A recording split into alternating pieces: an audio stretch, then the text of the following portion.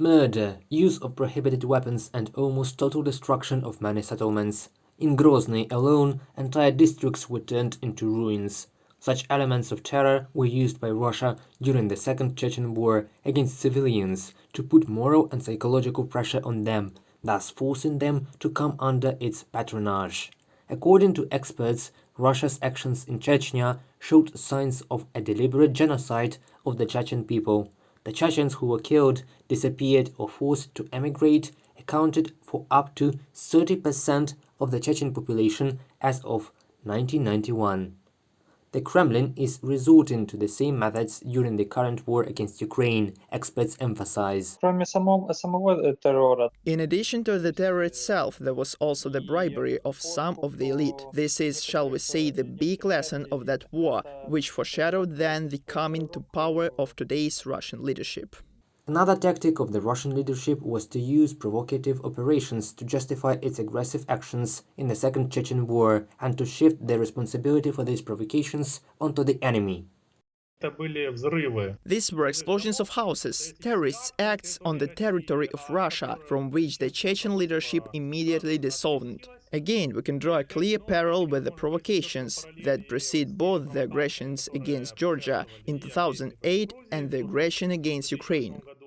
The house explosions, probably organized by Russian special services, were intended not only to legitimize the military operation in the Caucasus in the eyes of domestic audience, but also to undermine the image of Chechens in the international arena, the analysts say. Unfortunately, Russian propaganda has succeeded in creating this image of Chechen fighters for independence as terrorists who fight against civilians. The same tools are used now. That is, it is rhetoric that Nazis live and rule in Ukraine and that nationalist battalions are fighting.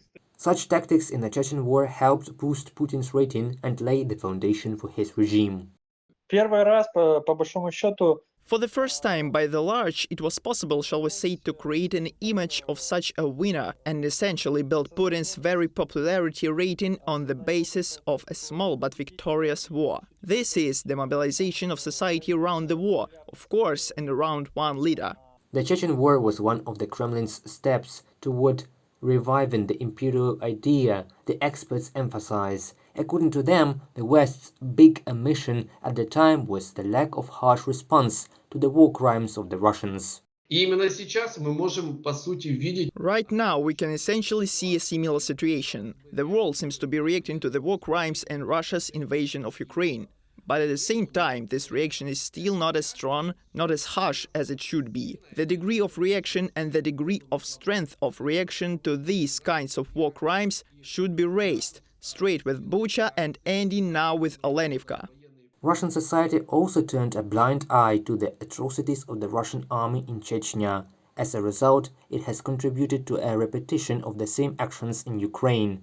But if it stops being silent, there is a chance to stop the bloodshed more quickly and prevent the deaths of thousands of Ukrainians and Russians. Reported by Pavel Shtermach, Natalia Voloshina, UATV News.